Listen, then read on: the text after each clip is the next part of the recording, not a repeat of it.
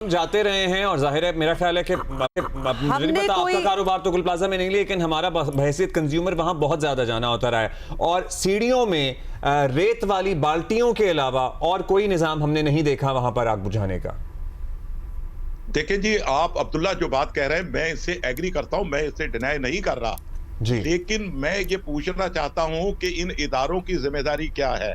ताजरों की तो जिम्मेदारी अपनी जगह बनती है, लेकिन आज हम अपना सब कुछ लुटाकर जानी माली नुकसान करने के बाद भी आज इल्जामात ताजरों पे दिए जाते हैं। क्या लाहौर और कराची का फर्क आपको महसूस नहीं होता? जब हम ये कहते हैं कि गवर्नर वहां पंजाब में बेहतर है तो यहाँ की सिंध गवर्नमेंट की इंतजामिया बुरा मान जाती है। इन चीजों से आप सबक सीखे, इदारे मौजूद हैं, सारों को सबक सीखने की जरूरत है जावेद साहब, यही तो हम बात कर रहे हैं। मतलब ताजरों का तो सबसे ज्यादा नुकसान हुआ ना, इधर जानी नुकसान हुआ, माली नुकसान हुआ। आम आवाम जो वहां पहुंची हुई थी, जो इस वक्त भी लापता है, गुमी हुई है, ये नहीं पता कि वो किधर गए, तो नुकसान तो सारों को हुआ। We can blame the system, लेकिन कुछ हमें भी कुछ बेहतरी लानी पड़ेगी। हमारे कुछ एग्जिट्स क्लियरली डिफाइंड हो, कुछ लॉज हो। खिड़कियों के आगे दुकानें क्यों बनी हुई थी? किसी के निकलने का रास्ता नहीं था। और ये वो चीजें हैं जिनको पीस टाइम्स में जब कुछ ऐसा ना हो रहा तब ये फैसला होना चाहिए। ये प्रेपरेशन होगी तो अल्लाह ना करे आगे कोई इंसिडेंट हो तो उससे बचा जा सकता है। बिल्कुल, आप बिल्कुल सही कह रही हैं और मैं आपकी बात से एग्री हूं। जहां ताजरों की गफलत है हम उसमें बेहतरी लाने की कोशिश करते भी हैं और कर भी रहे हैं, लेकिन आज खुदारा ताजरों को टारगेट ना किया जाए। हुकूमत को अपनी इस्लाह कर लेनी चाहिए, अपनी नाकामी का एतराफ कर लेना चाहिए।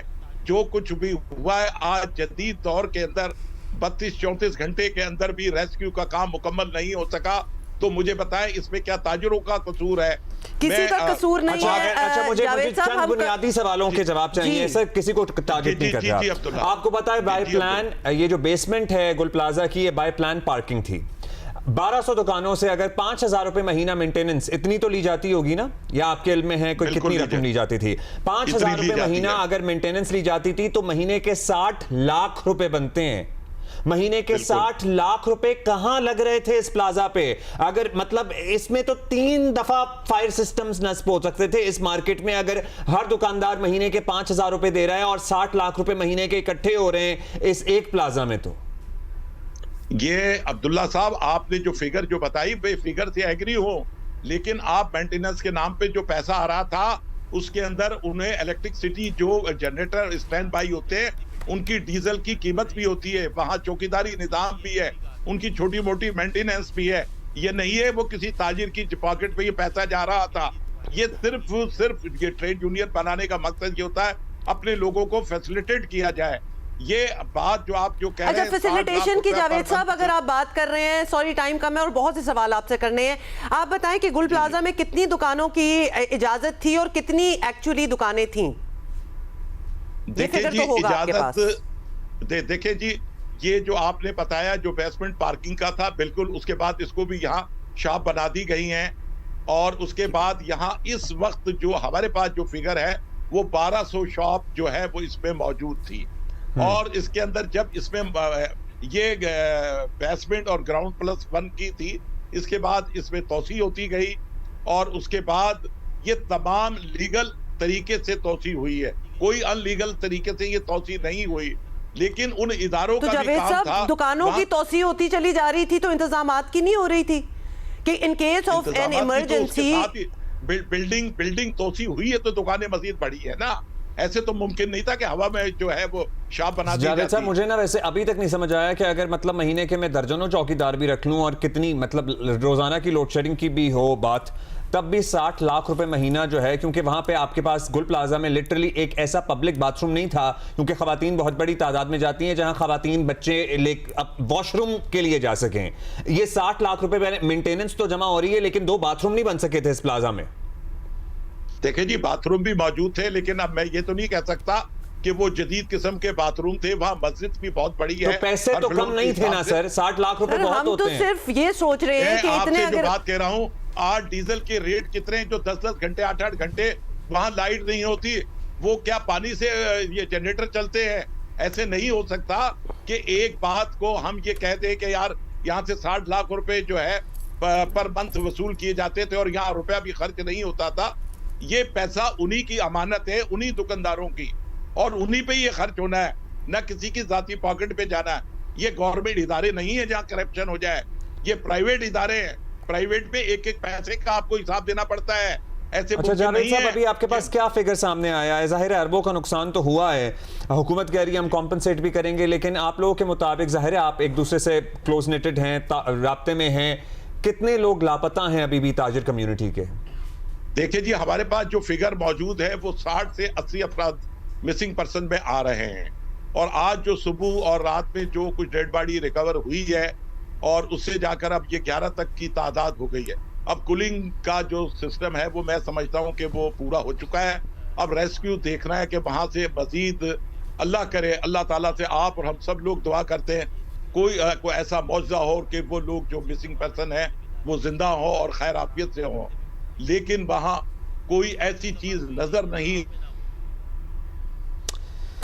सर बात यह है कि बरी जिम्मा कोई नहीं हो सकता इस वाक़े से, ना आप हो सकते हैं, ना हुक्मरान हो सकते हैं, ना इंतजामिया हो सकती है, क्योंकि कराची के हर इलाके में सैकड़ों गुल प्लाजा मौजूद है। हम उसे मानते हैं बिल्कुल जी। मतलब ना वो सरकारी अफसरान जिनकी बिल्डिंग लिटरली बराबर में बनी हुई है, और इतनी इदारों की बहुत ज्यादा जिम्मेदारी है सर, इदारों की ज्यादा जिम्मेदारी है, क्योंकि उनका काम होता है कानून पे इम्प्लीमेंट कराना। देखिए सर, आपका जो ओहदा है उसमें भी बहुत कुछ किया जा सकता है, स्ट्रीमलाइन किया जा सकता है, इस पूरी इंडस्ट्री को, इन सारी दुकानों को कोऑर्डिनेशन हो सकती है, लाइक माइंडेड लोग अगर मिल जाएं तो बहुत कुछ किया जा सकता है। और एटलीस्ट हम चाहते हैं कि ये जो कल सानिया परसों हुआ है इससे कुछ सीखा जाए, कुछ तब्दीली आए, कि कुछ तहफ़्फ़ुज़ मिले जिनकी दुकानें हैं, जो लोग शॉपिंग करने वहां जा रहे हैं उन सारों को, क्योंकि ये बहुत बड़ी ट्रेजेडी हुई है। अगर आप अभी देख लें, हम यहाँ पे लिटरली हम सदर में ही बैठे हुए हैं कुरैशी साहब, अब यहाँ से ज़ैनब मार्केट और इसके इर्द गिर्द के प्लाजाज देख लें, जहाँ पे गलियों दर गलियों कपड़ों की दुकानें हैं। खुदा ना खास्ता कोई सानेहा, कोई हादसा, कोई चिंगारी भी भड़केगी, आपको लगता है वहां पे कुछ बचेगा? नहीं बचेगा, नहीं बचेगा। आज भी हमें पता है, आपको भी बचेगा, आई एग्री, नहीं बचेगा। लेकिन मुझे एक बात बताएं, चेक एंड बैलेंस होना चाहिए, हुकूमती इदारे से होना चाहिए। सर हम बिल्कुल यही बात कर रहे हैं, आप लोगों की साइड से भी होना चाहिए।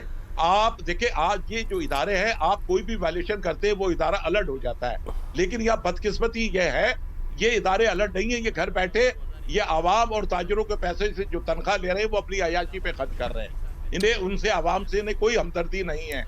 मुझे ये बात बताएं, आज ये जो इतने लोग जो शहीद हुए हैं, ये खून हम किन से तलाश करें? क्या सिंध गवर्नमेंट से बात करें? क्या विफाकी इदारों से बात करें? ये थोड़े दिन तहकीकात होगी, फिर ये फाइलें सारे यहाँ, और उसके जिम्मेदारी जो है ना वो रिस्पॉन्सिबिलिटी सारों पे आयद होती है। कराची तो सबका है जी, कराची का कौन है? सर्टनली का दफ्तर है जी जी बिल्कुल साथ है, मतलब मेरा ख्याल है 20 फुट के फासले पे होगा, लिटरली 20 फुट के फासले पे होगा, 30 फुट के फासले पे होगा। कुरैशी साहब थैंक यू, शुक्रिया सर आपके वक्त का। बट कराची का कौन है बड़ा पुराना है, मगर ये सवाल अभी तक सवाल ही है, क्योंकि ऐसी ये एक गुल प्लाजा है। सिर्फ सदर में कराची में 85 ऐसी बिल्डिंग्स मौजूद हैं जिसमें बेसमेंट और ग्राउंड जो थी वो पार्किंग थी, वो खत्म करके गोदाम बना दिए गए हैं, दुकानें बना दी गई हैं। ये जो ट्रेंड है ना, ये भी this also needs to be checked, और इस पे भी एक स्टॉप लगना पड़ेगा कि आप किसी चीज के लिए एक जगह बनाई है, उसमें मजीद दुकानें ठोसने की क्या जरूरत है? And we are waiting for and we have seen so many of these. literally waiting for another tragedy to happen. हम यहाँ पे आप कराची में बड़ी मशहूर एक और मार्केट है, गुल प्लाजा था, इसी तरह ज़ैनब मार्केट है, उसके इर्द गिर्द की मार्केटें हैं। ज़ैनब मार्केट तो एक आइकॉनिक है ना, उसके साथ दर्जनों ऐसे प्लाजा हैं जहाँ पे गलियां दर गलियां, अंदर अंदर अंदर अंदर अंदर अंदर अंदर बस कपड़े का काम हो रहा है, दुकानें बच्चों के जूतों की, प्लास्टिक की, ज्वेलरी की, एटसेट्रा, कोई इंतजाम नहीं। और आप ना ऐसे बैठे हुए, कोई जा रहा हो तो कोई ये नहीं सोचेगा हाय अगर यहाँ आग लग जाए, इस तरह आई गेस लोग नहीं सोचते, लेकिन लिटरली अगर आग लग जाए तो बचने का कोई चांस नहीं, आप निकल नहीं सकते उन जगहों से। और हम क्यों ऐसी ट्रेजेडियों का इंतजार करते हैं और उसके बाद नथिंग रियली चेंजेस आइदर, या तो बड़ी कोई, वरना तो हमारे पास सैकड़ों और एग्जांपल्स हैं। गुल प्लाजा से पहले वाले भी बहुत एग्जांपल्स हैं हमारे पास, एक पूरे मॉल को आग लग गई थी इधर, कॉर्पोरेट मार्केट की एग्जांपल है हमारे पास। Exactly, we have so many examples, but frustration ये है बेसिकली कि नथिंग रियली चेंजेस।